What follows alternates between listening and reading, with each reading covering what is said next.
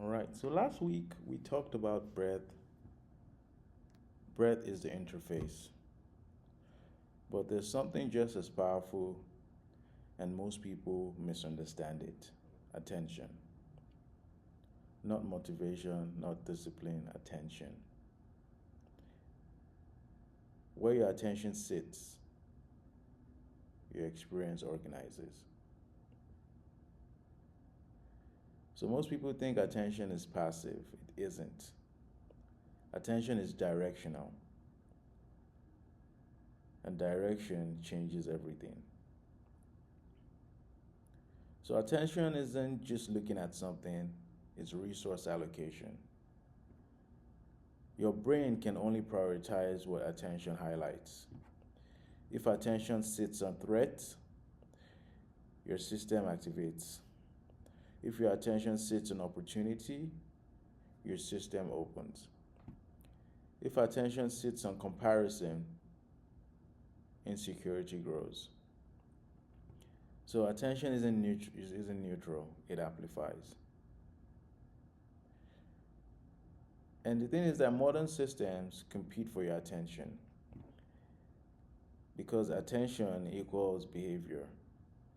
Every notification forces a micro switch. Every switch drains continuity. When continuity breaks, depth disappears. And depth is required for confidence, for clarity, for identity, and for performance. So most people don't feel weak, they feel fragmented. And fragmentation is an attention problem.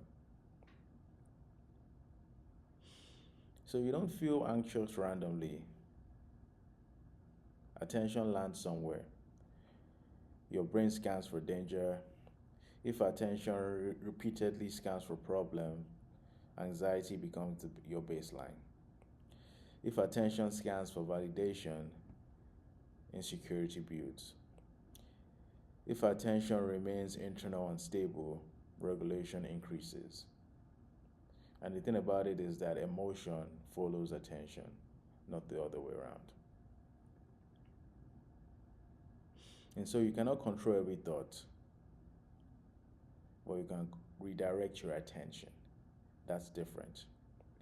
Redirection is lighter than suppression. If you notice attention drifting, just bring it back.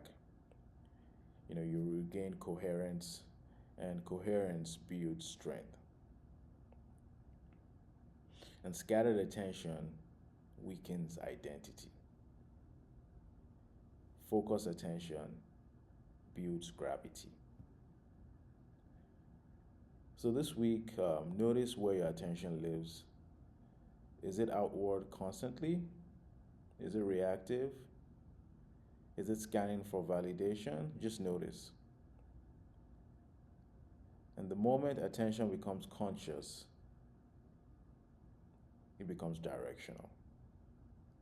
And direction creates power.